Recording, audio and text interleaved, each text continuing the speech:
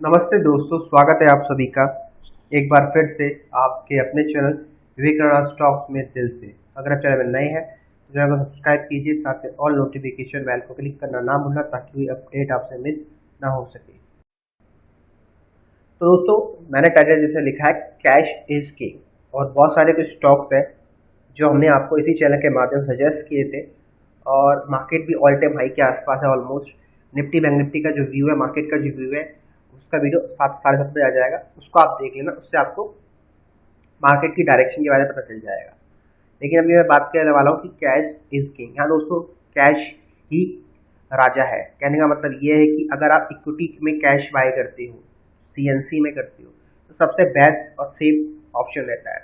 और ये जो चीज़ मैं आपको बता रहा हूँ, ये आपको क्या पता, ठीक है, ये आपको इंट्राडे से भी कई अच्छा रिटर्न जनरेट करके दे दे। आपको सिर्फ इंट्राडे बेचा जाता है इस बोल के कि भैया यहाँ पर आपका कम पैसे लग के आप ज़्यादा कमा सकते हो। और होता क्या है, 99% लोग नहीं, 100% लोग ही अपना कैपिटल खत्म कर देते हैं।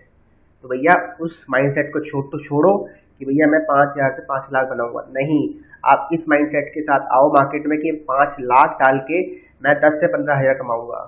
ऐसे माइंडसेट के साथ आओ, क्योंकि हर व्यक्ति बोल चुका है। अगर आप राकेश वाला जी को उठा के देखो, ठीक है, वॉरेन बफेट जी को देखो, जिसको आप देख सकते हो, ठीक है, हर कोई व्यक्ति अगर आपको जो दिखा रहा है कि मैं दिन का 5% 10% निकाल रहा हूँ स्टॉक मार्केट से, तो भैया आज वो रिचेस्ट पर्सन होता अर्थ में, लेकिन वो नहीं है। ठीक है, इसका मतलब साल का जो एक रिटर्न होती है ना, कि भैया एक रिटर्न आती है 10%, 15%, 20%, 25%, इतना ही साल का आप इंटरडे करके ही निकाल सकते हो। इससे ज़्यादा आज तक कोई नहीं निकाल पाया। एक तो एग्जाम्पल है, ठीक है, वो भी पास्ट के एग्जाम्पल है, अभी लेटेस्ट नहीं है कुछ।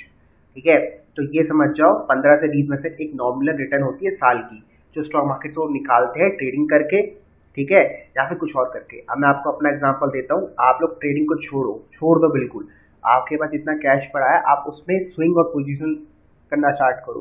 आपको मार्केट की समझ होनी चाहिए थोड़ी बहुत, और साथ में जहां आपको लगता है आपको बाय करना चाहिए, एक आप वन शॉट में वहां पर बाय करो या नीचे एवरेजिंग का सहारा लो, एक लिमिटेड कैपिटल के साथ आओ। ठीक है, और आपको आराम से साल में आराम से 30 से 40% बन सकता है अगर आप रूल्स को फॉलो करोगे। जैसे हमने एक खुद का सेटअप स्टार्ट किया है, क्या बोल सकते हो, स्टार्टअप मान के चल सकते हो। ठीक है, हमारे पास अभी ज़्यादा कुछ क्लाइंट नहीं है, छोटे मोटे क्लाइंट है, ठीक है, 5-6, उनकी हर एक बंदे की केवल 5 लाख के आसपास है। और उन पे ही हमने कुछ स्टॉक्स बाय करते हैं जो आपको सजेस्ट करता है यूट्यूब में, मोस्टली वही स्टॉक होते हैं। ठीक है, या फिर उसके अलावा कुछ अलग होता है काम करने का तरीका ना, क्योंकि देखो मैंने आपको हमेशा बोल चुका हूँ, मार्केट में रिस्क मैनेजमेंट और मनी मैनेजमेंट सबसे इंपॉर्टेंट है। कि आप अपने 5 लाख कैपिटल को कैसे मैनेज कर रहे हो, ठीक है, आप अपने 1 लाख को कैसे मैनेज कर रहे हो, आप अपने 10,000 को कैसे मैनेज कर रहे हो। तो मैं बोलूँगा ट्रेडिंग को छोड़ के आप फोकस करो सीएनसी में, कैश इन कैरी में। लॉन्ग टर्म में आप इसी से पैसा कमा पाओगे। ट्रेडिंग सिर्फ आपको बेचने का एक तरीका है, ठीक है, सिर्फ आपको बेचने का एक हथियार है और कुछ नहीं है। क्योंकि देखो हम लालची चक्कर में आके फंस जाते हैं, और तभी तो लोग ये कोर्स बिकेंगे जो लोग ट्रेडिंग में आपको अपना कोर्स देखते हैं। ठीक है, मैं आपको बहुत सिंपल तरीका बता रहा हूँ, मैं भी कर सकता हूँ। एक अकाउंट में बाय करो, एक अकाउंट में सेल करो, 5-5 लाख रुपए डालो और एमआईएस करो पूरे का पूरा कैपिटल से। एक अकाउंट में बाय, एक अकाउंट में सेल। जिस अकाउंट में प्रॉफिट आए उस अकाउंट को दिखा दो, और उस अकाउंट में लॉस, और बाद में आपको दे दो पुड़िया ऑफ ट्रेडिंग कि भैया ये है पुड़िया ऑफ ट्रेडिंग। ठीक है, ये कोर्स मेरा 5,000 का, आ जाओ। अब 5,000 को मल्टीप्लाई कर लो 5 लाख से, 1 लाख लोग भी लेंगे या 1,000 लोग भी लेंगे, कर लो मल्टीप्लाई, 1-2 करोड़ रुपए ऐसे हो जाता है। ठीक है, तो वो एक तरीका है आपको बेचने का, मार्केटिंग करने का। तो वो सब बेचने के तरीके, उसके चक्कर में मत आओ। आप स्विंग ऑफ पोजीशन और कैश में काम करो।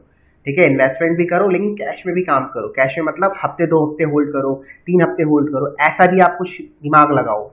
ट्रेडिंग को भूल जाओ, ट्रेडिंग को साइड कर दो। और उसी कॉन्सेप्ट को फॉलो करते आज हमने कुछ स्टॉक में प्रॉफिट बुकिंग करी है, या बोल सकते हो करने वाले हैं, जो स्टॉक्स हमें अच्छा खासा रिटर्न दे रहे हैं। जैसे एग्जाम्पल आपको दिखा देता हूँ, ये हमारा इंस्टाग्राम पेज है, चाहो तो आप फॉलो कर सकते हो। ठीक है, 11 रुपये नहीं लगेगा फॉलो करने, फ्री ऑफ कॉस्ट है। एक आप देख सकते हो पीवीआर, और आप सभी को पता है पीवीआर शेयर मैंने आपको वीडियो के माध्यम से बताया था, और ये मैंने खुद भी बाय करा हुआ, क्लाइंटों को भी बाय करा रखा है। ये कल स्टॉक देखो नीचे गिर गया था, ठीक है, हम सभी को पता है क्या किस न्यूज़ की वजह से, भैया जो मूवी आ रही है उसका बिजनेस नहीं चल पाएगा, ऐसे कुछ हुआ था। लेकिन अब न्यूज़ आ रही है कि ब्रह्मास्त्र जो मूवी है वो एक अच्छा प्रॉफिट उसने कमाया है। ठीक है, काफ़ी अच्छी टिकट है उसकी बिकी है, इस वजह से स्टॉक का प्राइस आज पीवीआर आपका ऊपर है। तो ये सब चीज़ें होती रहती है। ठीक है, नीचे अगर गिरता है तो स्टॉक को आपको बाय करना, पर पता होना चाहिए बाय करना भी नहीं करना है। यार लगातार हम 1770 से स्टॉक को बाय करने में लगे और एक अच्छा रिटर्न स्टॉक ने हमें कमा के दिया। हमारा टारगेट स्टॉक का 2000 रुपये के आसपास का टारगेट है।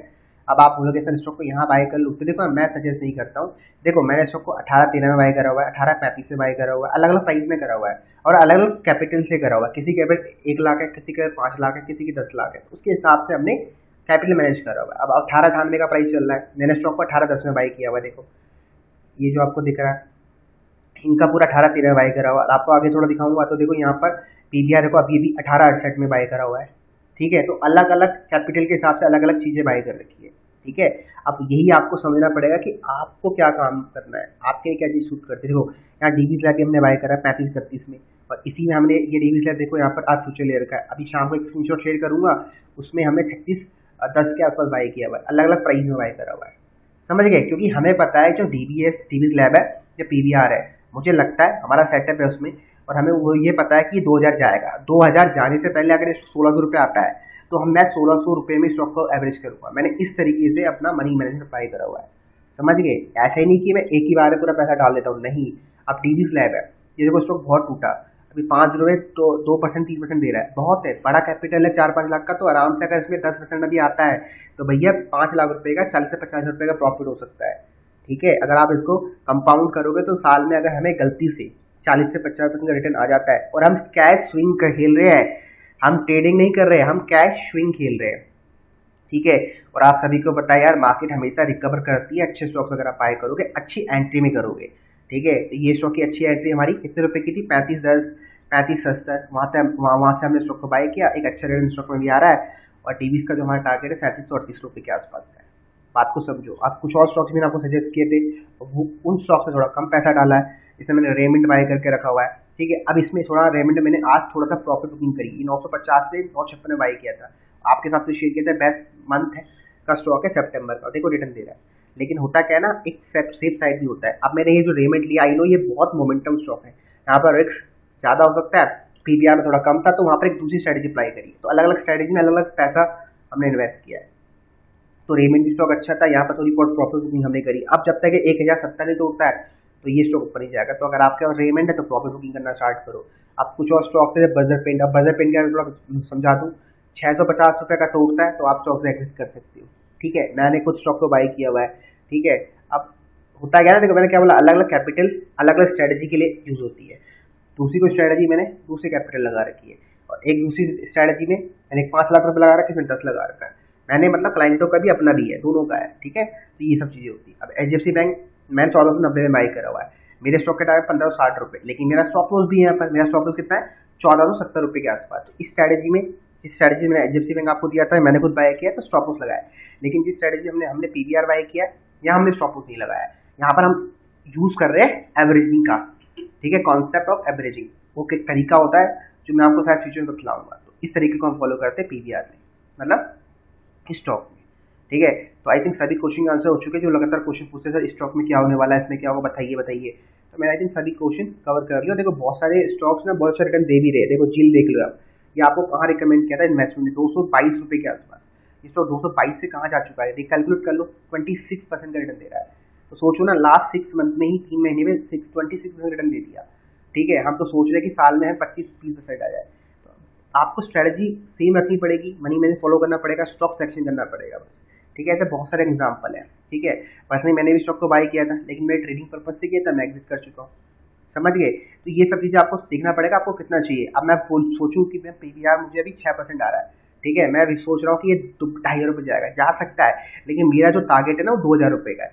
मैं 2,000 के लिए इंतजार कर रहा हूँ। देखो ये मुझे रिटर्न दे रहा था 7-8% की, मैंने प्रॉफिट बुक नहीं किया।